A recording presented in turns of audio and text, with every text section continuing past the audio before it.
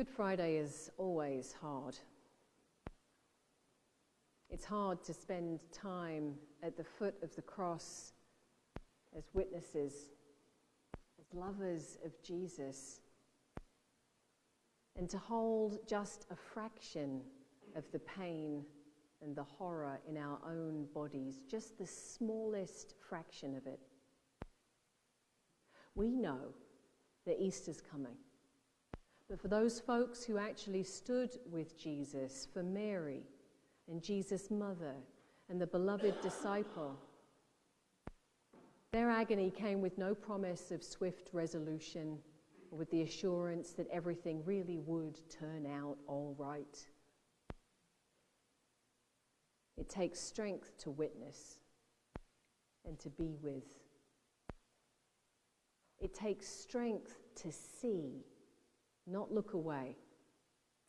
To see firsthand and with absolute clarity what it is that humans are capable of doing to one another. The pain we are capable of inflicting on one another. The suffering we are all too quick to cause one another, given the opportunity, given the power. Especially if the lives we're living, the society we're in is infused with fear and with stress.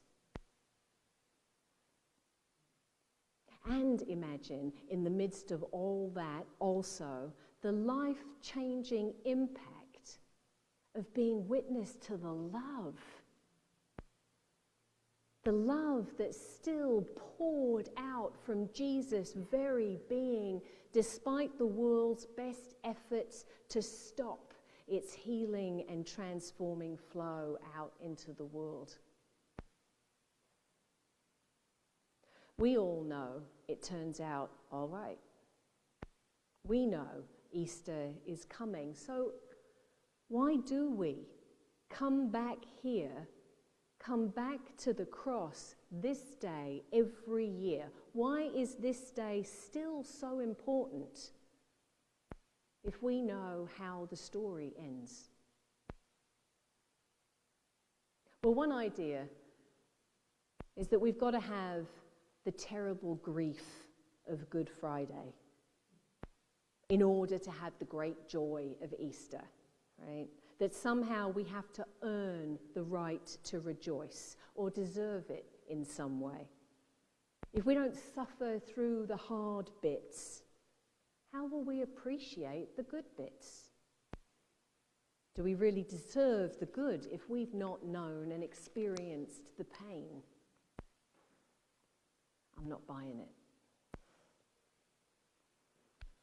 I believe that inherently, all of creation is good, and that we were created to delight in its goodness and to rejoice without ceasing and delight in our relationship with God and with creation and with one another, and that no suffering is required for any of that. Now, that our world is stuffed to the gills with human-created, human-imposed suffering is, I think, why we've got to keep cycling back to the cross. Because the cross reveals the truth of what humans are capable of still today. The journey to the cross reveals how quickly stress and fear can turn a friend, a supporter, into a stranger.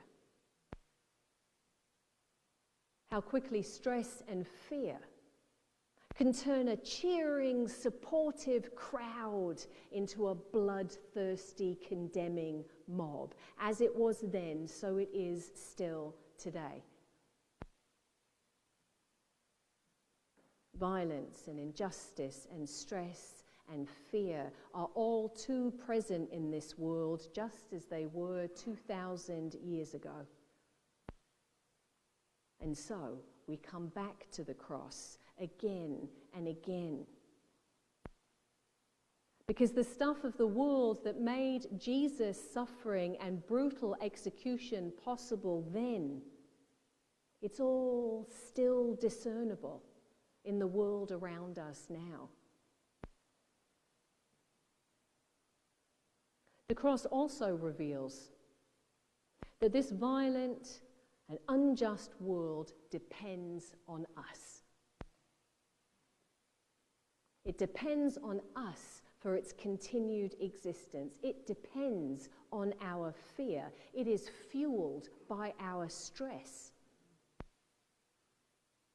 The violences and injustices of this world depend on our fear to squeeze this abundant, God-given, incredible life into the narrow, limited confines of the stressful existence that we're given by the world we live in. And the cross asks us, how complicit are we all in it? Because of the role that fear and stress play in our lives. And the cross asks, what role are we playing in the pain and suffering of others because of the fear and the stress in our lives? The cross reveals to us truths, not only of God, but also of us. And that's a really important reason to come back year after year to see just a little bit more and heal a little bit more and get just a little bit more free. And as we see ourselves through the cross, we see also Jesus, who in the midst of unimaginable suffering takes the agony, takes the stress and the fear into himself and turns back out into the world only self-giving love.